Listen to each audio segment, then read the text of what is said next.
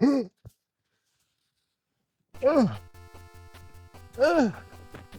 making it. Yeah, we finally made it to the top. That was a tough climb. Tough climb, you know. So proud of myself. You know, I'm glad I planned this after watching Robocop. Yeah, it was fun last night. We had a good time, yeah. It's such good quips in that movie, you know? I know, yeah, and it gave me an idea. What was your idea? What are you talking about? To get all the quips out before you hit the ground. All the quips from the movie? Yeah. What are you talking about? What quips? You know, like, give that man a hand, although that's not really applicable to this situation. Me throwing you over the edge. What are you talking about? You're crazy. What are you talking about? What?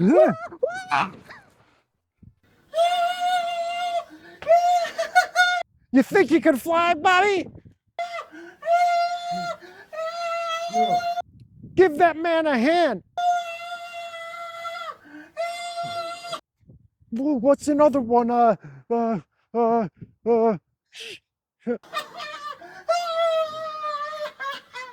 Tim, you made a mistake. It's time to erase that mistake. I can't think of any more, but there's a lot in there. Oh, I'd buy that for $1. I'm fine. Oh, wait, yeah. Yeah, that was a snowbank. That wasn't far at all. Let's just go review Robocop. This is ridiculous. All right, let's do it.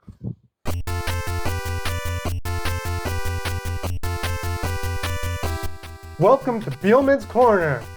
Today we are starting a week or a month or two long of Paul Verhoeven movies. Paul Verhoeven, baby. Four of them. Today we are starting with Robocop. 1987? 1987 release. Summer of 87. July, yes. I think like 17th. It was July of 87.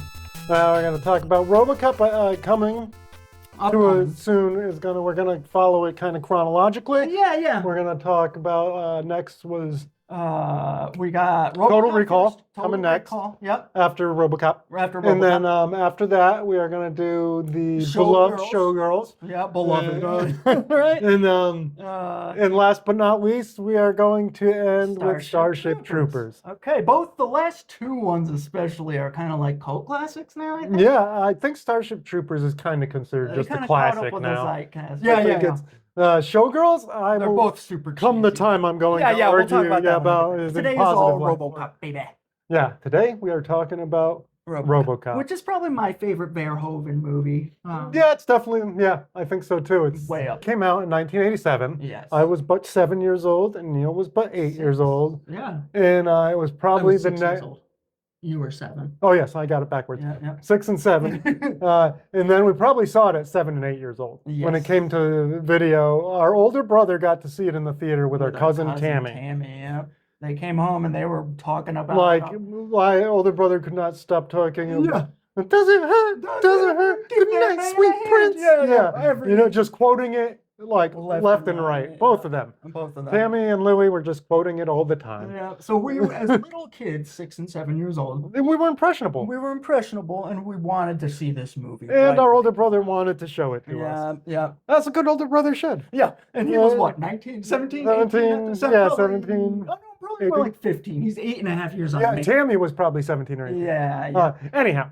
So they went and saw it. When they came back, when it first came on video was when we ended up seeing it. And we loved it, but we're also traumatized by it. Because, Jesus, as an 8-year-old, you probably shouldn't be watching. And I still remember the night where I didn't sleep. It was in 87 sometime, the night we saw it. Probably 87 or 88 when we finally saw it. But yeah, man. Yeah, it kind of took storm because it turned into cartoons and stuff, and it was crazy. Yeah, it really did make a turn for the strange. But the movie itself, really, when you first watch it, it's one of those movies you're like, this is just a great action romp. Yeah, you can't believe how good it is. Yeah, that's what was my thing. You go into it maybe thinking it's gonna be hokey because it's got like a comic book appeal to it almost. Yeah, it was written by Ed Newmeyer Michael Miner. Michael Miner. And and I believe they did comics too. Maybe it's. I'm not 100% sure, but I feel like Ed Newmeyer was attached to comic books somehow previously as a comic writing or something like that. Yeah. Regardless, he must have been so young when he did it too. They were the two writers. Yeah. And because you see him in interviews now, he looks kind of oldish, but back then. And looking back now, upon rewatch, and I think why it's become such a classic and like a beloved sci-fi movie is because like it really captures the 80s and that like concept of overindulgence, excessive materialism that just kind of has sadly only gotten worse in our world. I don't remember if they said a year on it or anything, but it's in the distant or near future. Yeah, I don't know what the year is exactly, but nonetheless, it's like it's supposed to be Detroit.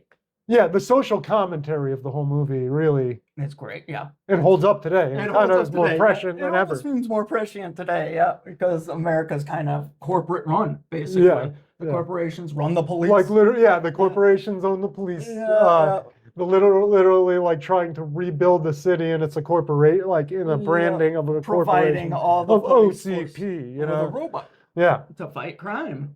And it's the satire is just amazing in the movie. Yeah, the satire is amazing. The action and the violence are top notch. And the violence, it like reaches a level of such surrealism. Yeah. Even though it looks very like graphic and it looks, it's a believable surrealism, like the amount of blood that comes out. Yeah. What they did. And like the special effects are just amazing because there's that scene where Murphy's getting killed, and you don't even realize that there's a dummy that's used for the headshot when Murphy gets his headshot. Watching. We'll have to put a clip on of the dummy. Because it's just absolutely like we watched this 4-part documentary on it on Netflix. Was it Netflix or Amazon Prime? One of the two. Big, 4-parter. I think it's Prime. Robodoc. Yes. But it's the amount of effort that went in the movie and.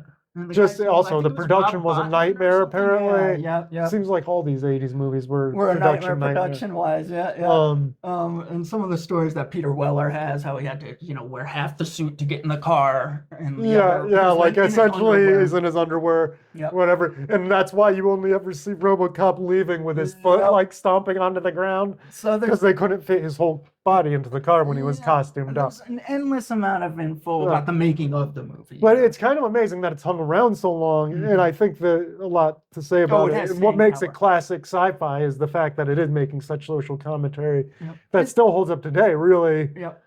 Like you can watch this movie and it feels modern. If it wasn't for like the graininess of film, you'd be like, this is a modern movie. Oh my God, it's as kids we were traumatized. It's so realistic. The toxic waste. The scene of the toxic waste. But I and the guy coming out the back was even more prescient. Oh my God, that like stuck with me in my mind. The first half of the movie or beginning part of the movie, they're making him out to be this hero. This guy is really likable, and you end up very much liking this guy. And another amazing thing that we watched on our last, we just rewatched it like a couple days ago, and is the pacing of the movie is just like dead on, like perfect.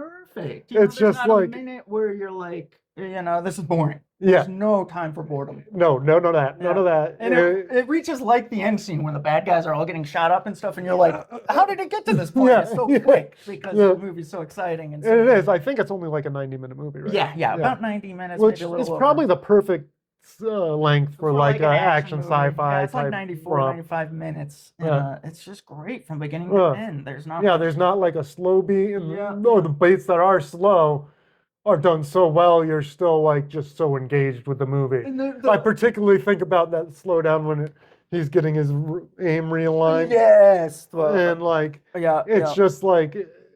the actor who played Clarence Boddicker is amazing. What's his name? The guy from that 70s show, Kurtwood Smith. I always forget his name. He was amazing in it. The villains are so good that you love them. Like they're so evil, you love them, but you hate them. But you know what? And again, it's another thing that seems so surreal, but with everything that's coming out in recent Epstein files and stuff, it's not too far. Again, it's actually it's probably underselling the craziness that goes up to the corporate levels. The gang too was just so perfectly cast, and they likable. Like it's so sick that you end up liking the gang because as an adult, especially, you get the humor.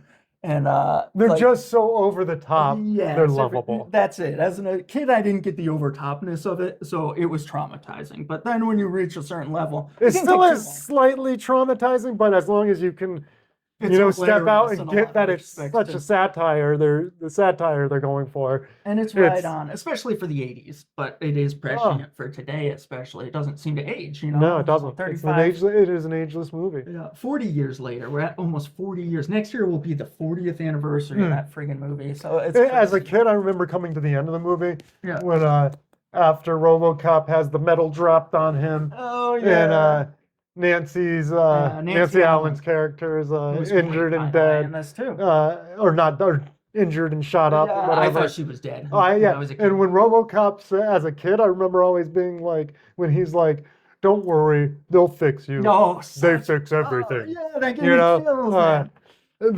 yeah, but also I was thinking in my head as a kid, oh, that's gonna be in the sequel. She's gonna be a Robo Girl, but I was like 7 or 8 years old, so Wrong with that one. Actually, that would probably been better. yeah, maybe some of the sequels. The second one was falls iffy, off a little, big yeah. time. I don't think Second it's Verhoeven that does it. I think Verhoeven left after the Verhoeven first one. left, and then the third one, I don't Which is really, know who did the third one, but- since we're going to be covering the rest of his movies, Yeah. he's really the driving force. And I think him being a foreigner, He's Danish, I think. yeah, Danish, a Danishman from an outside perspective, other than an American's perspective, making this movie is why he's able to nail the satire so perfectly. Yeah, from an Because it outsider's literally is perspective. an outsider's looking at America Just money, and being like, tits and ass. "What the hell, Yeah, guys? like, what is This going is on in this this is country?" you? This is Guns. yeah, guns.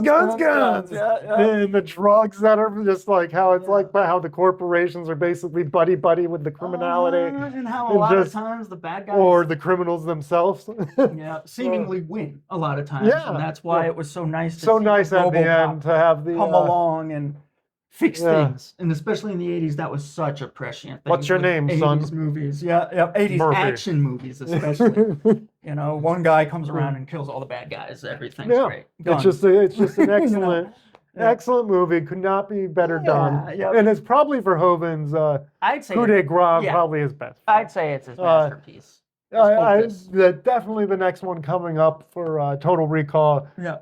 gives it a little run for its money. It does, you're right. That's close. Those two are close. But they're those are definitely his two both magnum great opus. So movies. Yeah. let's give us a rating if you haven't told by. Okay, yeah, I give it a 10 out of 10. It's a fucking 10 out of 10. It's a 10 people. out of 10. Like, Both just of go us. watch this movie if you haven't seen it. What are you waiting for?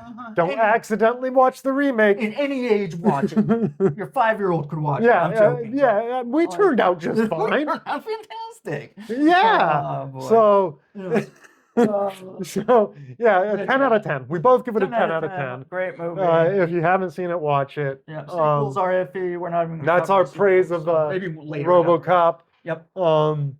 We're gonna leave it at that. Yeah, it's And- pretty much straightforward. I mean, like we could just give it a lube job all day over again. Oh yeah. I And, would be.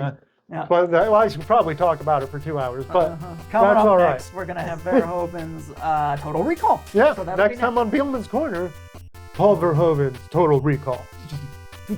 His 90s venture. Yeah. It is 1990. All right, so I hope you enjoyed our conversation about RoboCop. Thank you.